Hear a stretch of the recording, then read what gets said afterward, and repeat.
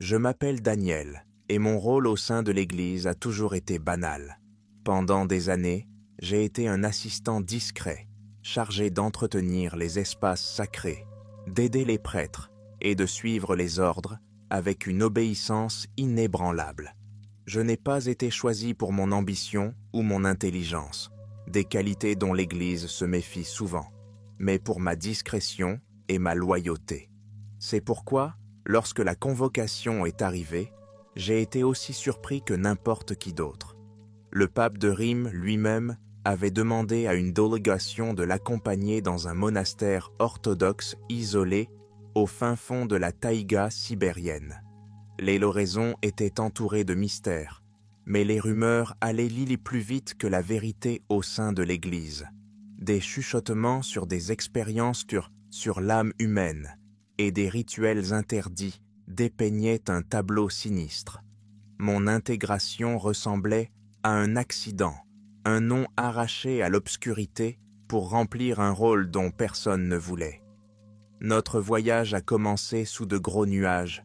Nous sommes montés à bord d'un train qui nous a fait traverser des plaines gelées, des villages de maisons en bois délavés et d'interminables forêts de bouleaux squelettiques. Ensuite, nous avons voyagé en traîneau, tirés par des chiens robustes élevés pour le froid. La taïga s'est refermée sur nous, muraille de blanc et de gris, silencieuse à l'exception du vent qui hurlait entre les arbres. Le monastère émergea de la nature sauvage comme un spectre, les murs de pierre sombre se détachant sur la neige pâle. Il était ancien, sa surface ayant été usée par des siècles d'hiver rigoureux. L'air qui l'entourait était différent, chargé d'un calme troublant. Les moines qui nous ont accueillis étaient des sévères et silencieux, leurs visages masqués par d'épaisses barbes et de lourdes capuches. Ils ne nous ont pas souhaité la bienvenue, se contentant de hochements de tête et de gestes pour nous conduire à nos quartiers. À l'intérieur, le monastère était plus froid que l'air extérieur. Les murs de pierre irradiaient un froid impitoyable, et la faible lumière des rares bougies n'aidait guère à repousser la grisaille. Je partageais une chambre avec 2 autres assistants qui semblaient aussi mal à l'aise que moi. Personne ne parlait. La présence silencieuse des moines semblait peser sur nous, comme si une conversation risquait de perturber quelque chose de fragile. Cette nuit-là, j'ai rêvé de la forêt. Dans mon rêve, je me tenais au milieu des arbres, leurs branches se tordant au-dessus de moi, comme des mains qui s'agrippent. Le vent émettait un son grave, guttural et presque humain. Je me suis retourné, mais il n'y avait rien. Lorsque je me suis réveillé, le son persistait dans mes oreilles, et, pendant un moment, je n'ai pas pu dire s'il provenait du rêve ou du monastère lui-même. Le lendemain matin, nous avons été convoqués à la chapelle, où se tenait le pape, flanqué de l'abbé du monastère et de plusieurs moines âgés. Le pape était un homme d'une stature imposante, tant physiquement que spirituellement. Sa présence exigeait l'attention. Sa voix était un écho profond et résonnant qui emplissait l'espace. Les mots qu'il prononçait étaient délibérés et soigneusement choisis. Il commença par l'histoire du monastère, sa fondation en tant que lieu de refuge pour ceux qui cherchaient des vérités plus profondes. Au fil des siècles, le monastère était devenu un lieu d'étude ésotérique, où l'on approfondit des questions que l'Église au sens large n'osait pas affronter. Le pape a décrit l'expérience à laquelle nous allions assister, une tentative audacieuse de combler le fossé entre le physique et le spirituel, de prouver que l'âme humaine pouvait transcender son enveloppe terrestre. L'expérience impliquait un moine qui s'était porté volontaire pour cette tâche avec une dévotion qui frisait le fanatisme. Il s'appelait le père Anatolie et se tenait au fond de la pièce, les yeux baissés. Il était décharné, les joues creuses et les mains serrées autour d'un chapelet usé. Il s'était préparé à ce moment par des années de jeûne, de prière et d'isolement. Le deuxième participant n'était pas humain. Dans une cage à l'avant de la chapelle se tenait un loup, dont le pelage gris argenté brillait à la lumière des bougies. Ses yeux dorés brûlés hommes d'une intelligence qui me mettait mal à l'aise, comme s'il comprenait bien plus qu'un animal ne le devrait. Le pape a expliqué que le loup servirait de réceptacle à l'âme du père Anatolie, un réceptacle pour son essence, une fois qu'elle serait séparée de son corps. La salle est donc restée silencieuse pendant que le pape décrivait le processus, une combinaison de rites anciens et de compréhension moderne. Les symboles gravés dans le sol, les prières à psalmodier et les objets à utiliser avaient été méticuleusement préparés. C'était la convergence de la foi et de la science, de la croyance et de l'expérimentation. J'ai senti un frisson remonter le long de ma colonne vertébrale au fur et à mesure que les mots du pape s'imposaient. Ce n'était pas un rituel ordinaire. Il s'agissait de franchir des frontières, de faire un pas vers l'inconnu. Et bien que le pape ait parlé avec conviction, je ne pouvais me défaire du sentiment que nous nous aventurions en territoire interdit. Les jours précédant le rituel ont été consacrés à la préparation. Les moines me travaillaient sans relâche. Leurs gestes étaient précis et méthodiques. Des symboles étaient gravés sur le sol de la chapelle, des motifs complexes qui semblaient battre avec leur propre énergie. Des bougies furent placées à des intervalles précis, leur cire infusée d'herbes qui emplissait de l'air d'un arôme âcre et terreux. La cage du loup fut déplacée dans la chapelle et le père Anatolie entama son dernier jeûne. Sa présence était obsédante. Son corps était si mince qu'il semblait vouloir disparaître dans l'ombre. Ses yeux étaient enfoncés mais inébranlables. J'ai évité de le regarder trop longtemps, craignant ce que je pourrais lire dans son regard. Le pape, quant à lui, passait de longues heures dans la chapelle, parlant doucement à l'abbé et aux moines les plus âgés. Je n'étais pas au courant de leur conversation, mais je pouvais sentir le poids de leur délibération. Quels que soient leurs doutes, ils les cachaient ce bien. On me confia des tâches subalternes, nettoyer la chapelle, organiser le ravitaillement et aller chercher de l'eau au puits. C'est au cours d'une de ces courses que j'ai entendu 2 moines chuchoter dans le couloir. Leurs paroles étaient à peine audibles, mais j'en ai saisi quelques bribes. Contre nature, dangereux, conséquences.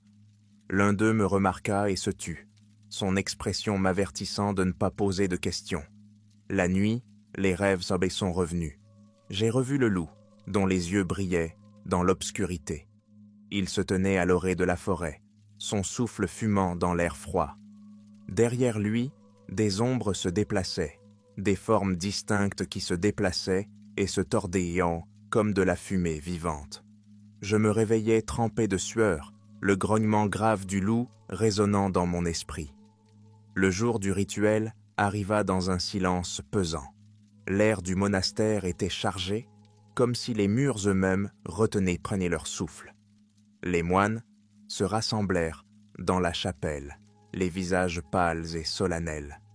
Le pape se tenait au centre, ses robes immaculées, les mains jointes autour d'une croix d'or. Le père Anatolie est allongé sur la table, le corps immobile, mais les yeux ouverts, fixés sur le plafond. Le loup était assis dans sa cage, d'un calme inquiétant, son regard balayant la pièce comme s'il jugeait chacun d'entre nous. Au début du rituel, l'air se charge de tension. La voix du pape s'éleva pour prier, les mots latins se répercutant sur les murs de pierre. Les moines se joignirent à lui, leur chant tissant une harmonie obsédante. Les symboles sur le sol commencèrent à briller faiblement, et les bougies scintillèrent d'une lumière qui semblait défier leur flamme. Je me tenais au fond de la pièce, le cœur battant, observant la scène se dérouler. Les yeux du loup brillaient d'une lumière artificielle, et le père Anatolie respirait de moins en moins fort. Le pape a levé les mains et la pièce s'est remplie d'un son qui n'était pas de ce monde. Un bourdonnement grave et résonnant qui m'a fait vibrer la poitrine. Puis, dans un éclair de lumière soudain, c'est arrivé. L'éclair de lumière était aveuglant. se plantant dans mes yeux alors même que je les fermais. Pendant un instant, l'air sembla onduler, courbant l'espace autour de nous. Lorsque la lumière s'est éteinte, la pièce a été plongée dans un calme inquiétant. Les sommes-champs avaient cessé, et même les bougies semblaient de figer, leurs flammes restant anormalement immobiles. Le corps du père Anatoly gisait sur la table, sa poitrine ne se soulevait plus. Le loup, quant à lui, restait figé dans sa cage, la fourrure hérissée. Ses yeux, autrefois sauvages et primitifs, brillaient maintenant d'une intelligence qui me fit frissonner. Il tourna lentement la tête, scrutant la pièce, et pour la première fois, je sentis le poids de son regard se poser sur moi. Le pape s'est avancé, l'expression indéchiffrable. Il s'est approché de la cage du loup avec une prudence délibérée, son chapelet se balançant légèrement dans sa main. « Père Anatoly », a-t-il dit, d'une voix posée mais calme. Le loup inclina la tête, un geste humainement troublant, et laissa échapper un grognement bas qui ressemblait presque à un mot, déformé, guttural, mais indubitablement délibéré. Les moines échangèrent des regards inquiets. L'un d'eux, le père Alexei, murmura une prière sous sa respiration, serrant le crucifix autour de son cou. Le regard du loup se porta sur lui et, pendant un instant, l'air devint plus froid. Le père Alexei recula, le visage pâle, mais le loup ne fit aucun geste pour attaquer. Il se contenta de le fixer, ses yeux dorés brillant d'une intensité qui semblait transpercer la chair et les os. Le pape se tourna vers nous, l'expression calme, mais la voix pleine d'autorité. « L'âme a été transférée », a-t-il annoncé. « Le père Anatoly réside dans cette créature. Ce dont nous avons été témoins n'est ni rien de moins qu'un miracle. » Mais en regardant le loup dans les yeux, je n'arrivais pas à le croire. Il y avait quelque chose d'anormal, d'artificiel dans la façon dont il se déplaçait, dont il nous observait. Ce n'était pas le père Anatoly, pas tout à fait. Ce qui avait pris racine dans cet animal était quelque chose d'autre, quelque chose qui n'appartenait pas à ce monde.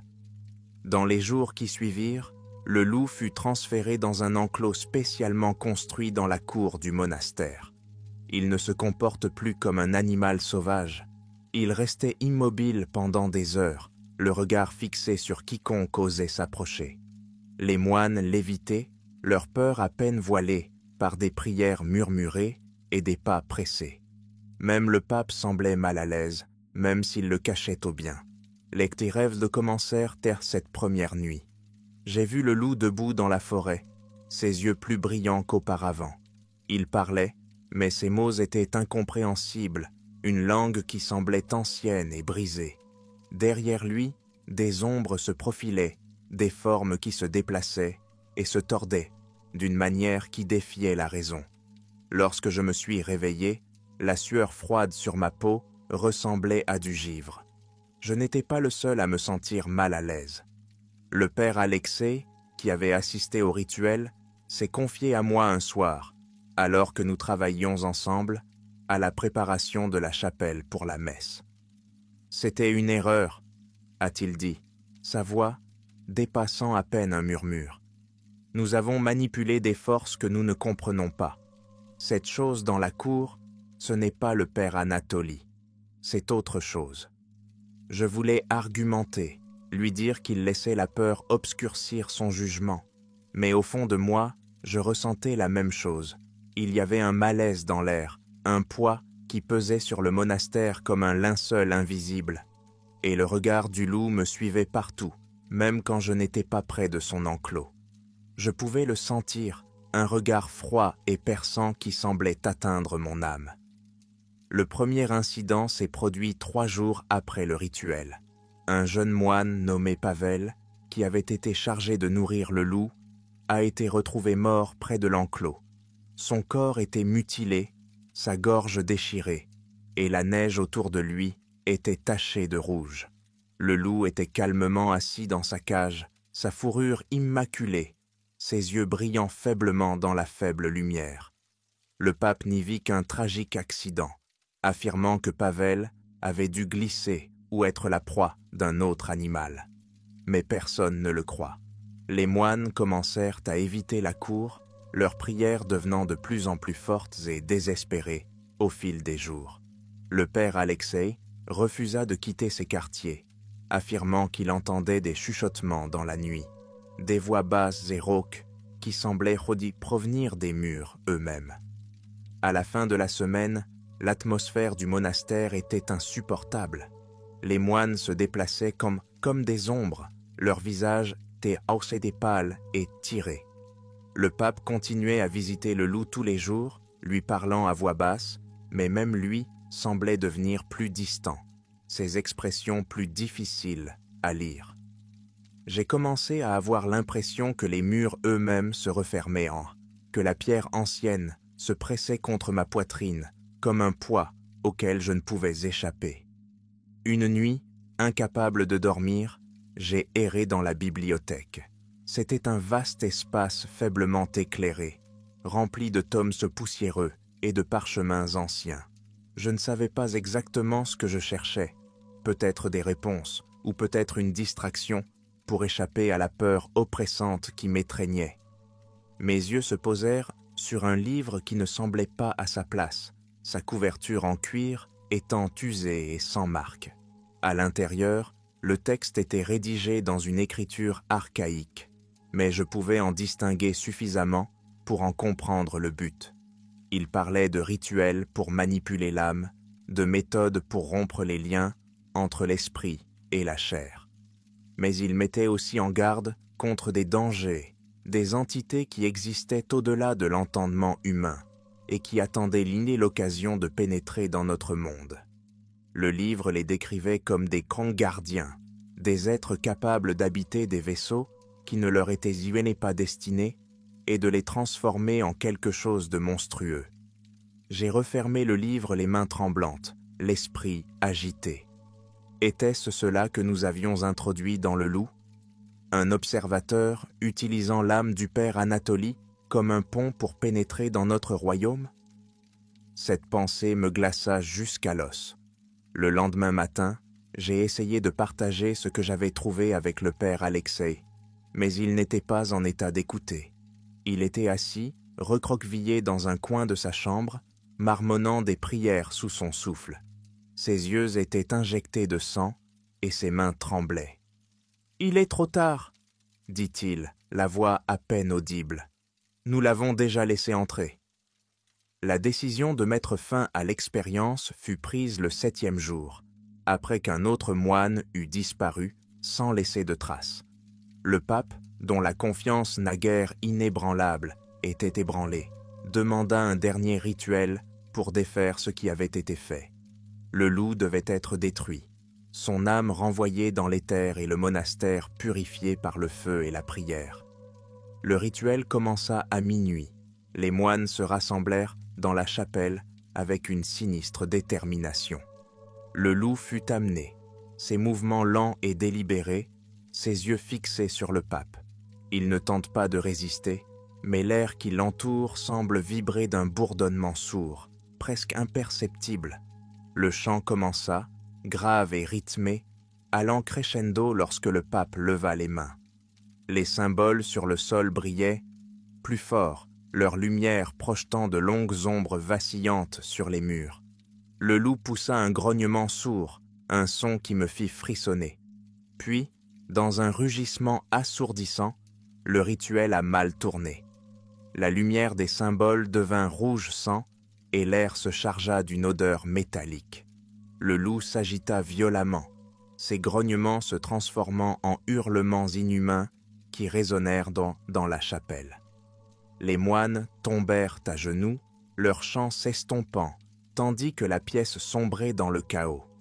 Lorsque la lumière diminua enfin, le loup avait disparu. À sa place, gisait le corps du père Anatolie, les yeux ouverts et remplis d'une terreur que je ne pouvais comprendre. Le pape était figé, son chapelet pendant à la main. Les moines ont fui la chapelle, leur foi brisée, leurs prières sans réponse. Nous avons quitté le monastère le lendemain matin, le pape nous guidant en silence. La forêt semblait plus sombre, l'air plus lourd, comme si la taïga elle-même avait absorbé le poids de notre échec. Je suis retourné à l'église en homme changé, accablé par la connaissance de ce que nous avions déclenché. Aujourd'hui encore, je ne peux me défaire du sentiment que le loup, ou ce qui l'avait habité, n'a pas vraiment été détruit. Les rêves en persistent, remplis d'yeux brillants et d'ombres tortueuses, un rappel constant des limites que nous avons franchies et du prix que nous avons payé. Et même si j'essaie de me convaincre que tout cela n'était qu'un cauchemar, au fond de moi, je connais la vérité. Certaines portes ne devraient jamais être ouvertes.